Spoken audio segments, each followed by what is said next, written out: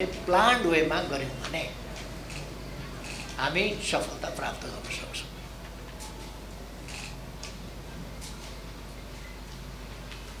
म ती कुराहरू किन भनिरहेको छु भने केन्द्रीय कमिटीका सदस्यका हैसियतले कमरेडहरूको व्यवहार अनुसरणीय हुनुपर्दछ, प्रशंसनीय हुनुपर्दछ, सबैका लागि ग्राह्य हुनुपर्दछ, स्वीकार्य हुनुपर्दछ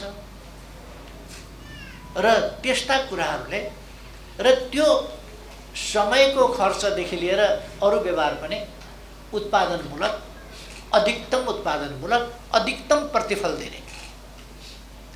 तपाईँ प्रचार गर्नुहोस्, तपाईँ सङ्गठन गर्नुहोस्, जेसुकै गर्दाखेरि पनि अधिकतम प्रतिफल कसरी दिन सक्छ, त्यो अधिकतम प्रतिफल दिने खालका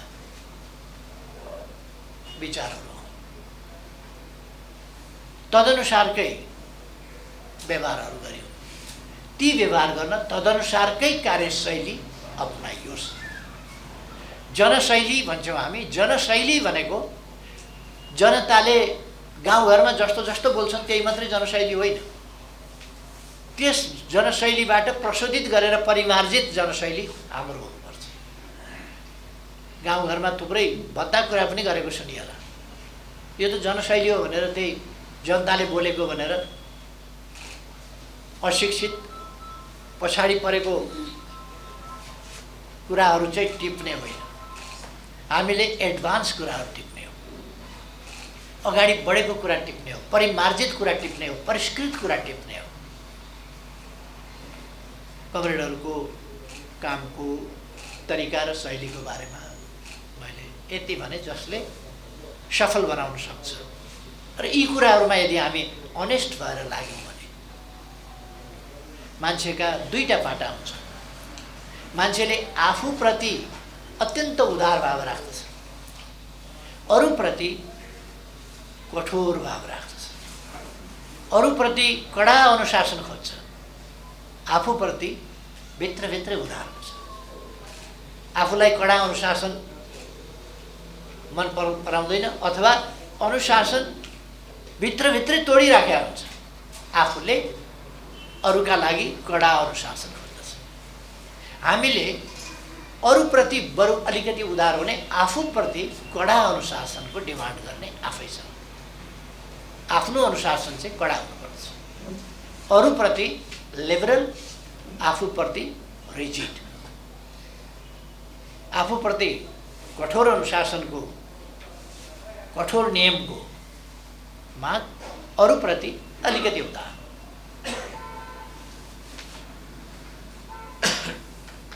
उदार हुनुको अर्थ जसो गरे पनि छोडिदिने, जसो गरे पनि गर्न दिने, या जसो गरे पनि ठिक छ भन्ने कुरा पनि होइन। त्यो सबै कुराहरूलाई हामीले सच्याउनुपर्छ। यतापट्टि म यति भन्न चाहन्छु, कमरेडहरू, हामीले भर्खरै असाधारण ढङ्गले हाम्रा दुईटा महाधिवेशनहरू 2 महिनाका बिचमा असाधारण सफलताका साथ उदाहरणीय ढङ्गले प्रस्तुत गरेका छन्। यसमा कसै कसैको चित्त नबुझ्न पनि सक्छ, कसैलाई यत्रो आन्दोलनमा ठ्याम्मै न्याय भयो भन्न नसकिने पनि हुनसक्छ, न्याय कतै कतै नभएको पनि हुनसक्छ। न्याय सापेक्ष कुरा हुन्छ। कहिले कहिले उस्तै ठानिएकामा कति सूचनाको अभाव होला, कति अन्तर्यको जानकारीको अभाव होला। यस्ता अनेक पक्षले साँच्चै न्यायको बिन्दुमा नपुगिएको पनि हुनसक्छ, न्याय प्राप्त नभएको पनि हुनसक्छ। हामीले हरेकले जीवनका अनेक क्षणहरूमा ठिक ढङ्गले न्याय प्राप्त नगरेको अनुभव पनि गरेका हौँ। कहिले कहिले एउटा भ्रान्त अनुभूति हुन्छ, न्याय प्राप्त मैले गर्न पाइनँ, न्याय पाइनँ भन्ने हुन्छ। तर न्याय नै जे भइराखेको हुन्छ त्यो न्याय हुन्छ, आफूलाई चाहिँ न्याय भएन भन्ने लागिरहेको हुन्छ। ठ्याक्कै त्यो इन्च छुट्याउने, सेन्टिमिटर छुट्याउने अथवा मिलिमिटर छुट्याएर न्याय नहुन सक्छ। मान्छेको चित्त हो, चित्त भनेको यस्तो चिज हो न खोज्दा भेटिन्छ न चित्त छ त्यसै कारण बुझ्दैन होला र त बुझ्दैन नि चित्त। कहाँ छ चित्त भन्दा न छाम्दा भेटिन्छ, न एक्सरे गर्दा भेटिन्छ, न इन्डोस्कोपी गर्दा भेटिन्छ, केही गर्दा चित्त कहीँ देखिँदा पनि देखिँदैन, भेटिँदा पनि भेटिँदैन। चित्तले उपद्रो मचाउँछ, फेरि ठुलो सङ्ग्रहालय मचाउँछ क्या चित्तले, बलवान चित्त। कहाँ छ चित्त भने चित्त भनेको एउटा स्टेट अफ माइन्ड नै हो। चित्त भनेको मनको स्थिति, मनमा कस्तो लाग्यो। मन भनेको मस्तिष्क, मन भनेको छुट्टै कुनै चिज छैन मस्तिष्क बाहेक। हुन त कहिले कहिले गीतहरूमा, कविताहरूमा कविहरूले, गीतकारहरूले, सङ्गीतकारहरूले लेख्दा गाउँदा भन्ने गरेका हुन्छन् मस्तिष्क बाहेक अरू शरीरका अङ्गहरूमा पनि केही चित्त भन्ने कुरा हुन्छ कि, यसरी चित्रण गरिराखेका हुन्छन्। जस्तो माया भन्ने कुरा देखाउनु पर्यो भने मुटुको चित्र यसो बनाएको हुन्छ। मुटुको चित्र यसो देखायो भने त्यसलाई माया भन्ने बुझिन्छ र मुटु भनेको मायाको प्रतीकको रूपमा, मुटुमा चाहिँ माया छ भन्ने हुन्छ। बिचरा मुटुमा माया होइन, माया मस्तिष्कमा हुन्छ, तर त्यो लाग्दाखेरि चाहिँ मुटुमा हो कि जस्तो। र मुटु पनि यतिको सेन्सिटिभ हुन्छ कि त्यो साँच्चै दुख दिन्छ कहिले कहिले। गीत गाउँदा त माया कलेजीमा भन्ने पनि छ नि एउटा गीत, माया कलेजीमा छड्के नजर आँखीमा भनेर गाउँछ। कलेजीमा माया हुँदैन, कलेजीको काम आफ्नै हुन्छ, त्यसमा माया साया नराख्ने ठाउँ छ न के। तर कविहरूले कस्तो बनाएको हुन्छ भने मायाको यहाँनिर एउटा पोको छ, यहाँनिर अर्को पोको छ, यता अर्को पोको छ, मायाको जस्तो बनाएको हुन्छ। माया जम्मा जम्मी माया, द्वेष, घृणा, राग जे छ त्यो सबै मस्तिष्कको काम मात्रै हो। चित्त भनेको पनि मस्तिष्कै हो। चित्त बुझेन भनेको हाम्रो सचेत मस्तिष्कले अलिकति बुझेन। त्यो सचेतनताको लेभल के हो भन्ने कुरा फेरि आफ्नै ठाउँमा छ, तर कहिले कहिले चित्त बुझ्दैन। चित्त यसलाई भन्छौँ हामी। मस्तिष्कमा अलिकति त्यो डाइजेस्ट हुँदैन, कहिले कहिले त्यो झ्वाट्टै रियाक्सनको रूपमा निस्किन्छ। त्यस्तो ननिस्किँदा राम्रो। एउटा कस्तो हुन्छ भने मैले अक्सर साथीहरूलाई भन्ने गर्छु, टाउकोमा बरफ राख्नुहोस्, जिब्रोमा मह राख्नुहोस्, छातीमा पवित्र भावना अर्थात् अमृत राख्नुहोस्, त्यसरी चल्नुहोस्। हाम्रो मन मस्तिष्कमा, मैले छातीमा भने नि, छातीमा भनेको मस्तिष्कमै हो। फेरि त्यो भावनाका साथ हामी गयौँ भने, आँखामा फुल राखेर हेर्न सक्यौँ भने, मुखमा अमृत राखेर बोल्न सक्यौँ भने, दिमाग ठन्डा राखेर व्यवहार गर्न सक्यौँ भने त्यसले फाइदा गर्छ। दिमागमा आगो लगायो, भुतभुते खनायो भने त बर्बाद हुन्छ। त्यसो गरेर हामीले त्यस व्यवहारका साथ, किन हाम्रा लक्ष्य भनेको देश बनाउने लक्ष्य हो। यो सानोतिनो हिसाबले हामी त्यो लक्ष्य प्राप्त गर्न सक्दैनौँ। सानोतिनो हिसाबले यत्रो धेरै मान्छेहरू एक ठाउँ मिलेर बस्न सानोतिनो हिसाबले सकिँदैन। सानो भावनाले सकिँदैन। फराकिलो छाती भन्छ नि, छाती त त्यत्रै हो, तर फराकिलो छाती भनेको भावनाको फराकिलो। छाती त त्यत्रै हो नि, त्यसलाई विशाल बनाउनु पर्यो, देशभरिको बनाउनु पर्यो, जनताभरिको बनाउनु पर्यो, उद्देश्यभरिको बनाउनु पर्यो, मानव जातिभरिको बनाउनु पर्यो। त्यसो भएर हाम्रो अगाडि हाम्रो अभिभावक देश जहाँ छ त्यसबाट राम्रो स्थितिमा, जसलाई हामी सर्वोत्कृष्ट अवस्था भन्छौँ त्यहाँ पुर्याउने हाम्रो अभिभार हो।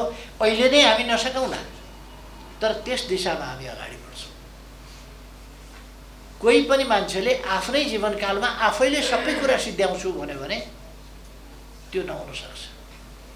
सानातिना कुराहरू हुन सक्ला, तर देश बनाउने जस्ता कुराहरू हामीले थाल्यौँ भने त्यो आफ्नै जीवनकालमा मात्रै सबै कुरा नहुन पनि सक्छ। आफ्नै जीवनकालमा सबै अध्ययन, अनुसन्धान, अन्वेषण, खोज नहुन सक्छ। त्यो सुरु गरेर अगाडि बढायौँ भने ठुला ठुला कामहरू, ठुला ठुला कुराहरू त्यही जेनेरेसन टु जेनेरेसन लाग्न सक्छ।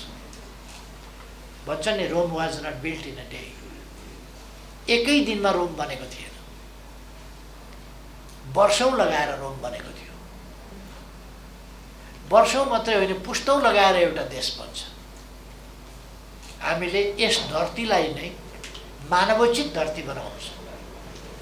हामी मानवतावादी हौँ, हामी धरतीव्यापी छौँ। हामी मानवहरूलाई दुःख नहोस्, सुख होस् भन्ने चाहन्छौँ। थाल्ने कहाँबाट भन्दा हाम्रो देशबाट थाल्छौँ। हामी दुनियाँको ठेका लिएर सक्दैनौँ।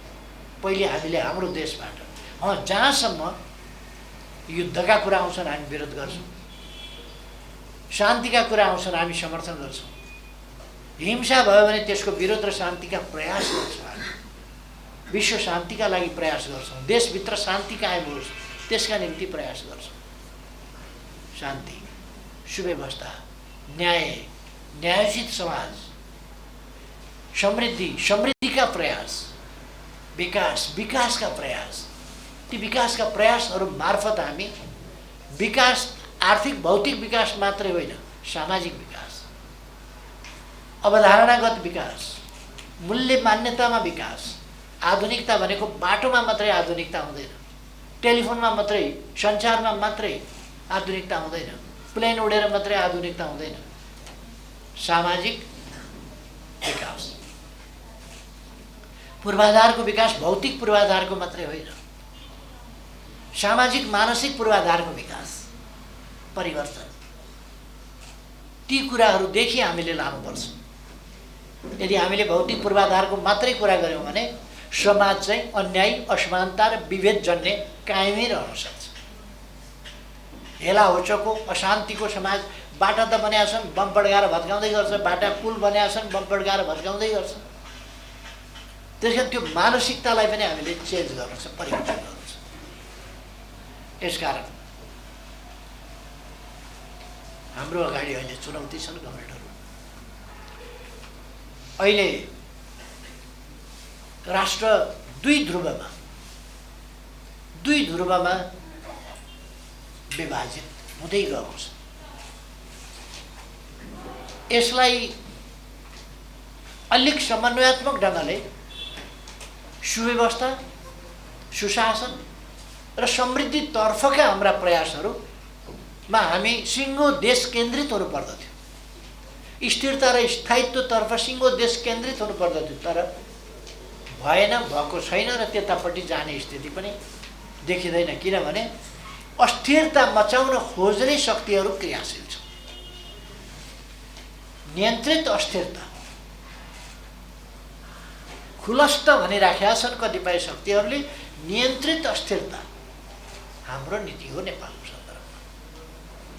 त्यो भनिराखेका छन् र त्यसका लागि ती कामहरू गर्ने शक्ति चाहिँ यहाँ छ। नियन्त्रित अस्थिरताका सम्भावक शक्तिहरू, अस्थिरता मात्रै क्रिएट गर्न खोज्ने ती शक्तिहरू छन्। अहिले ती शक्तिहरूमा सबभन्दा चर्को गरी चल्ने प्रचण्ड यान कम्पनी र माकुने यान कम्पनी सबभन्दा अहिले अस्थिरताका सम्वाहक तत्त्वहरू यिनीहरू नै हुन्। कुनै भ्रम राख्नु पर्दैन। र अझै कतिपय साथीहरूमा कम्युनिस्ट एकता भन्ने यस्ताहरूसँग एकता, अस्थिरताका शक्तिसँग एकता गरेर कहीँ पुगिन्छ, त्यो एकीकरण सम्भवै छैन। हामीले राम्ररी चिनिसकेका छौँ यिनको कनेक्सन कहाँ छ, तार कहाँ जोडिएको छ, कहाँबाट स्विच अन अफ हुन्छ त्यो हामीले देखेका छौँ, छर्लङ्गै देखेका छौँ। महान जनयुद्ध भनेर युवा र जनताहरूलाई, महिलाहरूलाई दुर्गम ठाउँहरूबाट उरालियो, सुगम ठाउँहरूबाट उरालियो, सेन्टिमेन्टमा ल्याइयो। युवाहरू ज्यान दिन तयार भए, होमिए परिवर्तन भनेर। हतियार कहाँबाट आयो? त्यतापट्टि फर्किएर हेर्न दिएन, एउटा सेन्टिमेन्ट ल्याइयो। तर यति बुझिएन, यति हेरिएन कहाँबाट कसले हतियार दिँदैछ नेपालमा अस्थिरता ल्याऊ। नेपालमा जनयुद्ध नामको गतिविधि सफल हुँदैन थियो, किनभने त्यो सफल गर्न सुरु गरेकै होइन। त्यो त अस्थिरता क्रिएट गर्न, त्यो एउटा बार्गेनिङ चिप्स हो। त्यो आफ्नो हातमा कन्ट्रोलको घोडाको लगाम आफ्नो हातमा हुन्छ नि, लगाम हातमा राख्ने एउटा विधि हो। त्रसित, अशान्त, अस्तव्यस्त बनाइदिने र आफ्नो दोनो सज्याउने नीति अन्तर्गत कुरा भयो। बाहिरका अरू देशका तालिम केन्द्रहरूमा तालिम दिन्थ्यो बकाइदा। त्यो कुनै कथा त होइन, तालिम लिएर आएका साथीहरू त छँदै छन्। तर त्यति बेला महान क्रान्तिको एउटा सेन्टिमेन्ट त्यतातिर लग्यो, बुझ्न उनीहरूले राम्ररी पाएन के गर्न खोजिँदैछ। र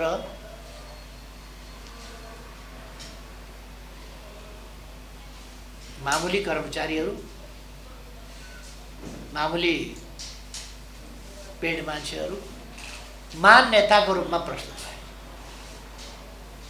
धोकापूर्ण ढङ्गले, र देशले अलिक दुःख पायो। अहिले पनि अस्थिरताका प्रयास, अस्थिरताका निम्तिका औजार भएर त्यस्ता व्यक्तिहरू क्रियाशील छन्। त्यस्तो कुराहरूलाई प्रयोग गर्न पुरानै इतिहास बोकेको नेपाली कांग्रेस, तर नेपाली कांग्रेसको इतिहास पनि के हो भने सधैँ बाहिरबाट हतियार ल्याउने, सधैँ बाहिरबाट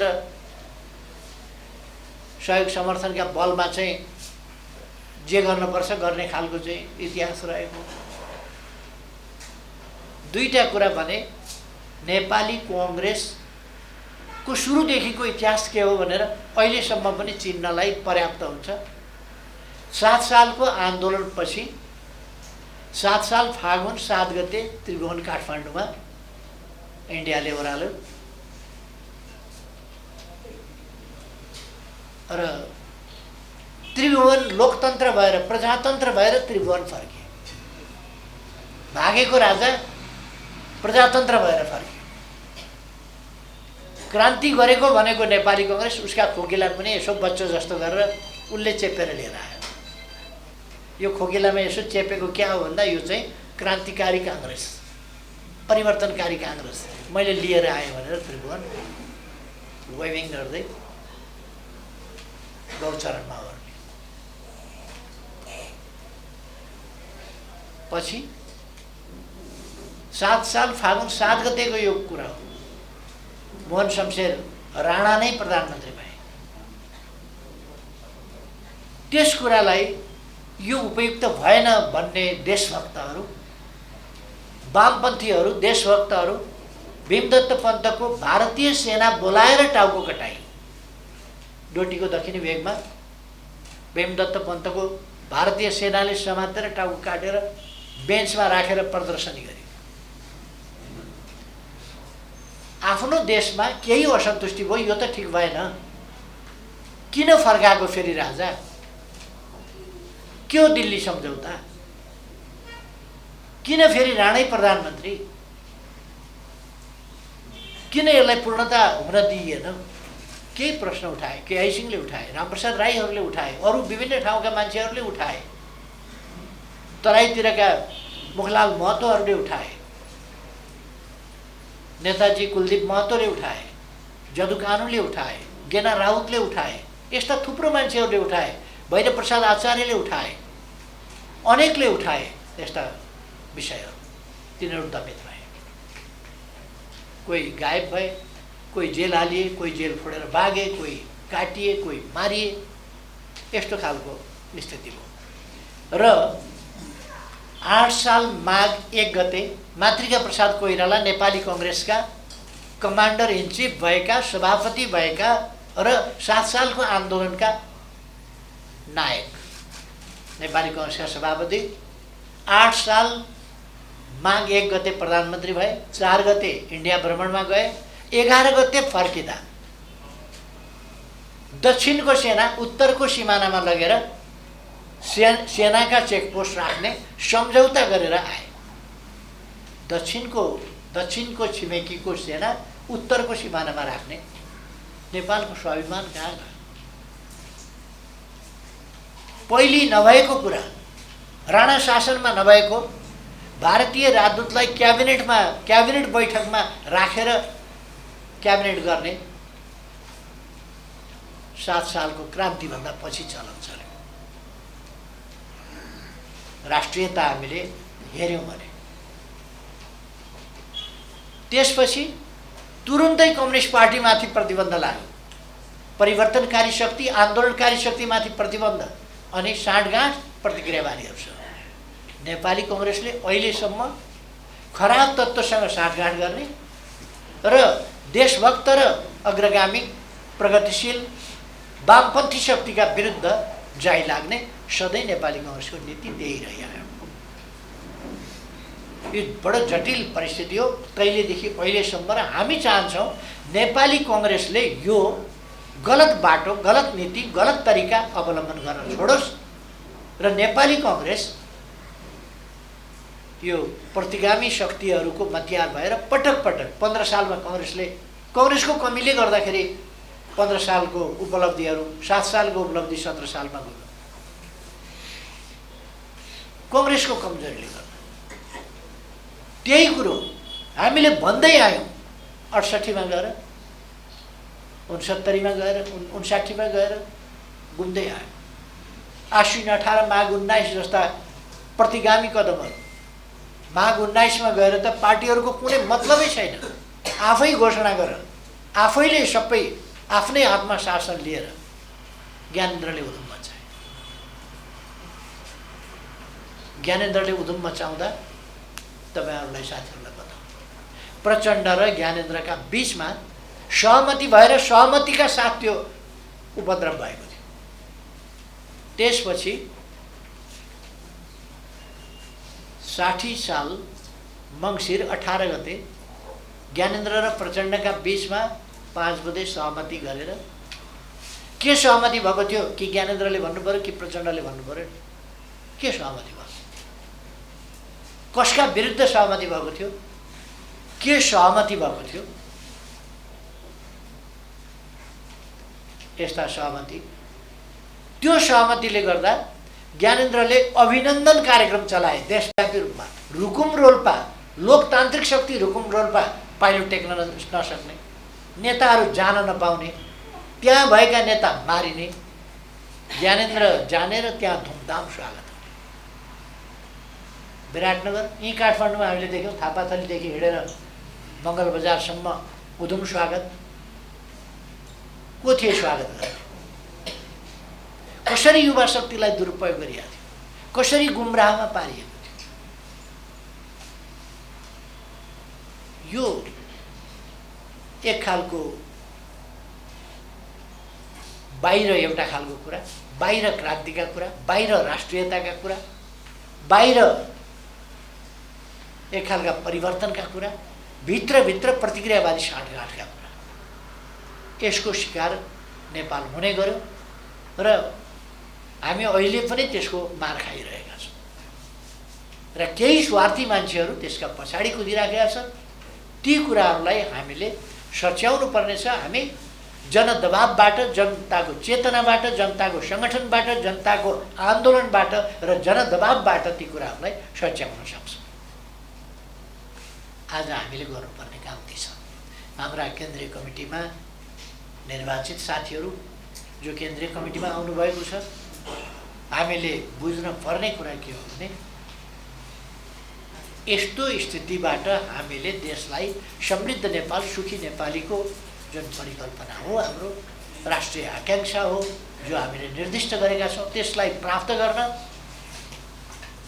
जनतालाई सचेत गर्ने, जनतालाई सङ्गठित गर्ने, जनतालाई परिचालित गर्ने र जनदबावको एउटा उभार सृष्टि गर्ने, त्यो कामबाट अगाडि बढ्नु छ। यो सबै कामहरू कमरेडहरूले बुझ्नुपर्छ र त्यसअनुसार सक्रियता, हामी सक्रिय भएनौँ भने कसले गर्छ? त्यसअनुसारको सक्रियता हाम्रो हुनुपर्छ। हामी जनताका नेता हुनुपर्छ। मैले सुरुमा भने जनताको नेता हुनका लागि विचार, व्यवहार, आचरण, शैली कस्तो हुनुपर्छ, त्यसअनुसार जानुपर्छ। भ्रमहरू तोड्नुपर्छ हामीले। नक्कली कुराहरू, भ्रष्टहरूले सदाचारीहरूलाई भ्रष्ट भनेर बाखौल उडाउँछ। अनेक प्रकारका प्रचण्डले यो शेयर बजारको सम्बन्धमा बडा क्रान्तिकारी साम्राज्यवाद विकसित भयो भने शेयर बजार हुन्छ अरे। साम्राज्यवादको विकसित रूप चाहिँ लेनिनले भन्दा पनि अलिकति बढ्दै जान्ने भएछन् 2 स्टेप। पुँजीवाद विकसित हो भएर साम्राज्यवाद हुन्छ भनेर लेनिनले भनेका थिए। त्योभन्दा माथि गएर साम्राज्यवाद विकसित भएपछि शेयर पुँजीमा जान्छ, शेयर बजार हुन्छ भनेर प्रचण्डले एउटा नयाँ थेसिस ठोकिदिए। 2 दिनमा शेयर बजार धराशायी। त्यसको जनताको जीवनमा कति असर हुन्छ, शेयर लगानीकर्ताहरूको अवस्था कस्तो हुन्छ, तिनीहरूको आर्थिक स्थिति के हुन्छ, केही पनि मतलब छैन। अर्थतन्त्र केही पनि मतलब छैन। कुन शेयर कारोबारीले चन्दा दिएन होला, त्यसो भएदेखि भनेर ठोकिदिए उनले। ये चन्दा नदिए दोष त बनाइदियो भनेर नरहे बाँस नबजे बाँसले लाजा त भनेर बाँसै। यदि हामीले त्यस्तो गर्थ्यौँ भने सडक तात्थे, माइती घरले पुग्दैन थियो, सडक तात्थे, सञ्चार माध्यमहरूमा आगो बल्थ्यो। शान्त छ, चुपचाप, शान्त, आराम, आनन्द छ, कोही बोल्दैन। किनभने यहाँ यो त अस्थिरता क्रिएट गर्ने, अस्थिरता बनाउने, देशमा खजमज्याइरहने, ध्वस्त पारिरहने, यता बिगार्ने, यता उठाए चाहिँ गर्ने, उता भत्काइदिने, यो खालको सिलसिला चलिराखेको हुनाले यस्तोमा बोलिरहनु परेन, केही गर्नु परेन। संविधान मिथ्या भयो, मनपरी गर्दा भयो, कानुन मिथ्या भयो।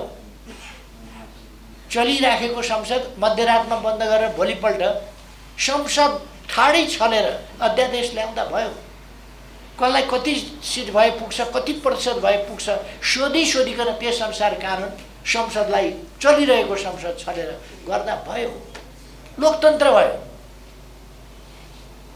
हामीले संविधान अन्तर्गतका अधिकार मान्छेले कार्यान्वयन गर्न पाउन् भनेर 40% संसद वा पार्टीको केन्द्रीय कार्यसमिति भन्ने वा राखिदिँदा संसद नचलेका बेला उधुम भयो। हामीले नेपाली नागरिकका छोराछोरीलाई नागरिकता दिनुपर्छ भनेर भन्दा उधुम भयो। देशै बेच्न खोजे भने दया लाग्छ। कमसेकम देशप्रति त माया गर्न सिकौँ, सत्यप्रति अलिकति निष्ठा त राख्न सिकौँ। अचम्म लाग्छ। अनि डबलीवाला बुद्धिजीवी र केही माध्यमहरू, यो सबै एउटा गलत मनसायका साथ लगानी भइरहेको छ र परिचालन भइरहेछ। यी कुराहरूसँग हामी सजग हुनुपर्दछ, आत्तिनु हुँदैन। संसारका जनताले कहीँ पनि मागेर आरामले सङ्घर्ष नगरिकन कुनै उपलब्धि हासिल गरेका छैनन्। न्याय पाऊँ भनेर न्याय पाएका छैनन्। सामाजिक परिवर्तन, रूपान्तरण र न्याय, विकास, यी कुराहरू लडेर सङ्घर्ष गर्दै पाएका छन्। त्यसका निम्ति सही विचार बोक्ने सङ्गठन, ती विचारहरू कार्यान्वयन गर्ने सङ्गठन, त्यो सङ्गठनको परिचालन, गतिशील सङ्गठन र त्यसको उपयुक्त शैलीका साथ परिचालन, यी कुराहरूमा हामीले जोड दिनुपर्छ। र कमरेडहरूले आफ्ना ठाउँमा आफ्ना जिम्मेवारी, अब छिटै नै कमरेडहरूलाई जिम्मेवारी तोकिनेछ, यो ठाउँको यो जिम्मेवारी यसरी वहन गर्नुहोस् भनेर त्यो जिम्मेवारी कुशलतापूर्वक वहन गरेर उदाहरणीय ढङ्गले, नमुना योग्य ढङ्गले आफ्ना जिम्मेवारी वहन गर्न सक्नुहोस्, वहन गरेर अगाडि बढ्न सक्नुहोस् भन्ने शुभकामना छ। एकअर्काले सिक्न सक्ने गरी नकारात्मक दृष्टान्त कोही बन्न नपरोस्, सकारात्मक दृष्टान्त बन्ने गरी अगाडि हरेकले बढ्न सक्नुहोस्। धेरै धेरै शुभकामना भन्छु र आफ्नो भनाइ टुक्याउँछु। धन्यवाद।